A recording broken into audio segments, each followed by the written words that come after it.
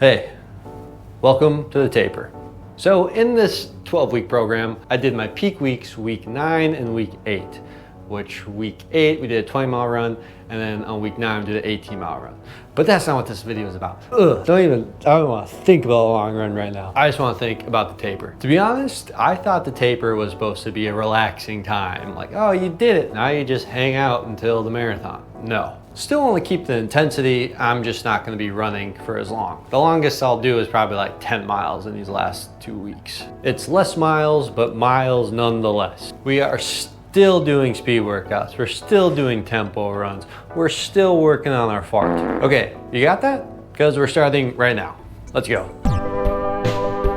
So my mindset going into week 10 is basically, don't get hurt. We're right off the last long run. We're feeling sore, okay? We're sore. To start this week out, so I just kind of followed what my Garmin wanted me to do. It was just like, we're gonna run. It called this workout sprint. So what we did on our first run of taper week was 15-minute warm up at a 9:45 pace. Then moved on to 3 times 15 seconds at a 4:15 pace. I was nowhere close to that at all. And then 3-minute recovery in between those 3 reps. And then after that was done, I did it again, but this time it was at a 5:15 pace. And then after that was a 15-minute cool down. But absolutely just diabolical. It killed me. Then that Wednesday, it was just easy run. I was like, screw that speed workout, I gotta do something easy. So I just went on 6-mile jaunt, put on some Creed, dude. Home and now, I'm 6 feet from, and just cruised. Felt good. And then that Thursday, the next Thursday where I would usually run, I was just so beat up and dead that I just went for a walk. No shame, still doing our thing, and we did. That leads us to our Saturday run, which was our long run time. For this, I took a chance to run part of the course. The race I'm running is the Twin Cities, and I live in the Twin Cities, which is cool. I'm very close. In fact, I've run most of the route already. It's just this part that I haven't run. If you're not familiar with the Twin Cities Marathon, back half of the race it's a hill. It's like a 5-mile hill. And I've never ran that part before. I've ran coming down it, but I haven't ran coming up it. So I was like, this is what I gotta do. I went around to that part of the race and ran up the hill. I was a lot less intimidating now that I did it. It's still gonna suck because it's around like mile 18. So, you know, right when you're feeling your best.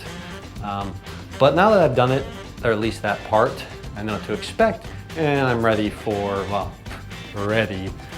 when it comes. The only bad thing about this part, or this run, was had to use a porta potty that was probably the grossest porta potty I've ever used in my entire life. And I don't think I'll ever be clean again. Other than that, it went well. Same mindset, don't get hurt. Don't do anything stupid. But overall, you know, mindset is good, feeling good. For that first Tuesday of week 11, we went to a run club that I've been going to.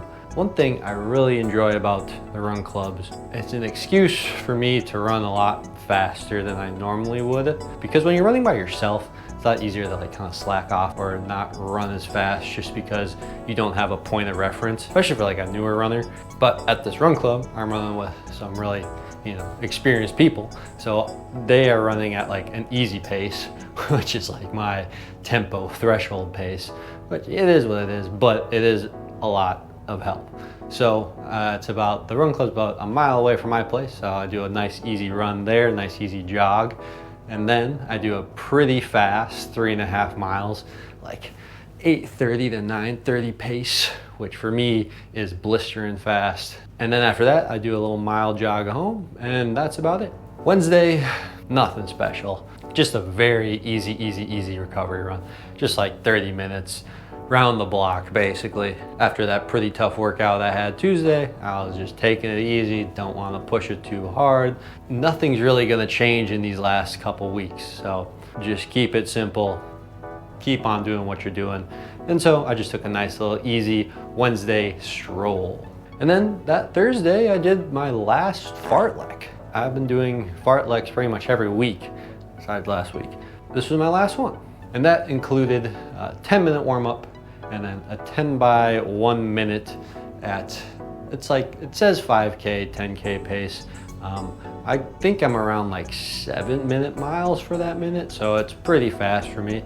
And then so it's 1 minute on, 1 minute off for 10 reps, and then a 10-minute cool down.